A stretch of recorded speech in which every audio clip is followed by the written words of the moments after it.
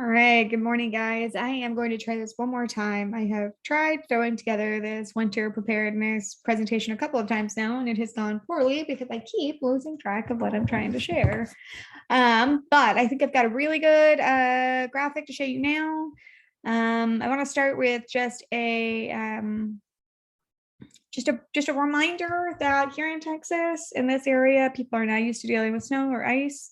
So even if you have a car that is 4-wheel drive and you get out and you decide to drive, if in fact there's freezing, rain or snow tomorrow morning and there's ice on the ground and on the overpasses, just be aware that there are others around you. Most people around you probably don't experience that very much and are less comfortable. And so the odds of an accident go way, way up. Kind of, I think, in addition to the odds of an accident going up when there's snow and ice on the road. So have that in mind. Know that if you have to get out, okay? Anytime there's a winter storm, anytime there's snow or ice. And by the way, here in Central Texas, I think a winter storm is like, a quarter of an inch of snow. It's a whole thing. So be aware of that. All right, so I'm going to go ahead and I'm going to share this graphic with you and we'll go from there, okay?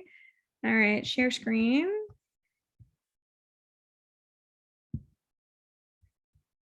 All right, okay, so this is from the state of Kansas. And so at the very bottom, there's a whole section on like Kansas resources that we're going to skip over. So number one, we've got winter emergency kit. This is for like in your car, which, it's worth having, jumper cables and emergency flares and things like that in your car. Windshield scraper, but I mean, we live in Central Texas, odds that you'll need that are pretty low.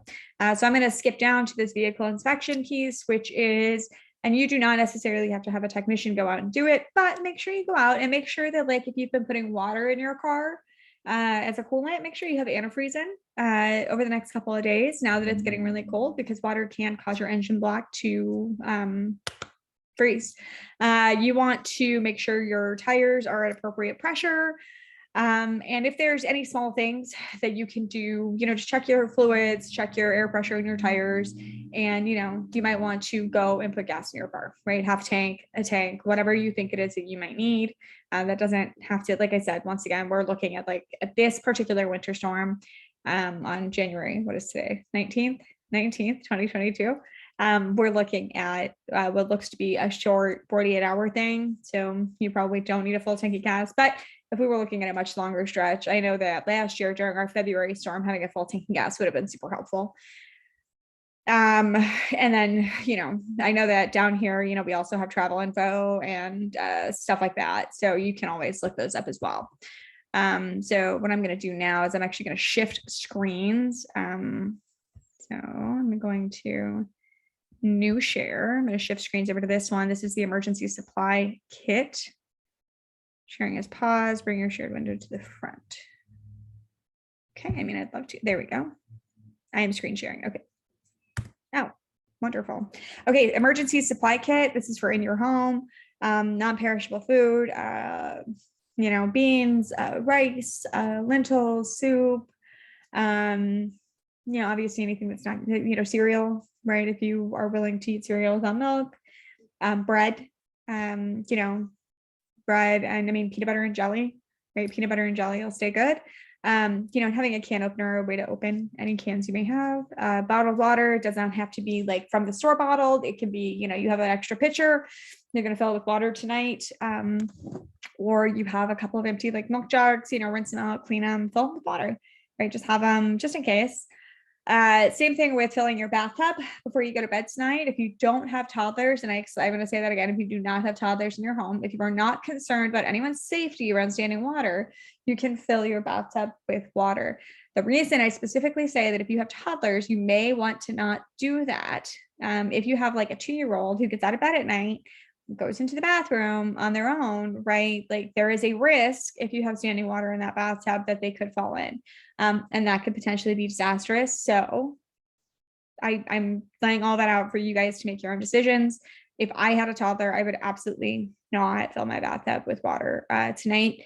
But if you do not, if there's nobody in your home that you're concerned will like fall into the bathtub and, potentially hit their head and, there could potentially be tragic consequences, consider filling your bathtub or your kitchen sink or your bathroom sink with water overnight, so that if we do lose access to water, you can still do things like flush your toilet. If in fact we lose power and water and all that other stuff. First aid kit, things like Band-Aids, just basic stuff.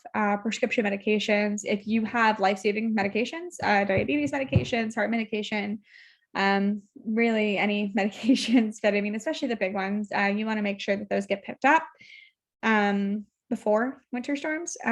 Basic hygiene items, whatever it is you feel comfortable with or whatever it is that you need. Toilet paper, shampoo, soap, toothpaste. Battery operated radio, if you have access to one, might be worth pulling it out. I don't know the emergency dial on the radio, but I know that you can look it up. Just like, what radio station should I tune to in case of a power outage. Spare batteries for the radio, if you have one, and for flashlights. They recommend not using candles very much, simply because of carbon monoxide or gas. Like if there's gas leaks, if the gas lines freeze. Be aware of that.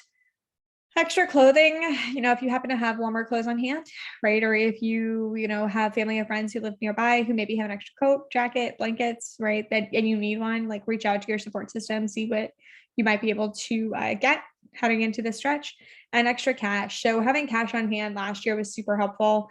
If you did, I don't know that I did, but it would have been super helpful because there were places that opened pretty early in the middle of that winter storm last February that were only accepting cash. So have that in mind as you're thinking about how you want to prepare. Once again, this stretch that's coming up right now in January 2022 doesn't seem like it's going to be a big deal, but the weather can always change. So it's worth knowing that. Indoor winter safety, carbon monoxide detectors, if there's one in your apartments, make sure, that they're working. You guys don't have your car in garages, but if you have family or friends who do, just to remind them, you don't want to warm up your car in the garage with the door closed. Or when the snow covers the tailpipe. I don't think it's going to snow that much, but that can be potentially dangerous. Fire safety. I'm trying to remember if you guys have, I honestly don't know if there are fireplaces. If there are, where you are now at the apartment or wherever you may go, just be aware of that. You don't want to try to warm up and then accidentally cause a big fire. Staying warm when the power's out. Keep your blinds and curtains closed. It'll keep some heat in the room. Close off rooms to avoid wasting heat. If you have a bathroom connected to your bedroom or something like that, right? Just close that off, right? Just close the door, put a towel or blanket underneath the door to help keep the heat in where you are. Wear layers of loose fitting, lightweight, warm clothing, a t-shirt, then a sweater, and then a jacket or hoodie or whatever. And make sure you're eating and drinking. Make sure you're drinking water, make sure you have something to eat. That'll help keep your body warm because it gives your body energy. Eating gives your body the energy to help maintain your body temp. And stuff towels or rags and cracks in your door. So if we lose power and everything like that, and you're walking on your house, and you feel a draft under your front door, just stuff a towel or a small blanket or whatever in front of it. That can help keep the power. They can help keep you warmer while the power is out. We are probably not going to be dealing with shoveling snow. If so, you are welcome to pause this presentation at this point, take a look at this slide. I don't think there's going to be that much this time around, but that is just the basics of some winter preparedness. I will likely share this video again in the future, which is why I dated our winter storm that's coming up. I think it's just good information for everybody to have. I can try to, if I can find the link again, I've lost that one 4 times. If I can find the link again, I will share it with you guys so that you guys have an opportunity to, go and look at it in your own leisure. If not, you are welcome to just kind of watch this video and pause as much as you need to. If for whatever reason, I know last year when everything went sideways and we lost power and water and all that other stuff, I know I didn't have cell service, and so getting a hold of me or getting a hold of anybody else was really, really difficult. But if there's anything I can do, right? Always feel free to reach out, and I will do my very best to connect you to whatever resources I can. I know last year we were able to bring down just a ton of water for the residents in Think East. Always happy to do that as needed, but keep me in the loop if you want to, and I will always be here to try to help you guys. All right. I hope you guys have a wonderful day and stay safe and stay warm.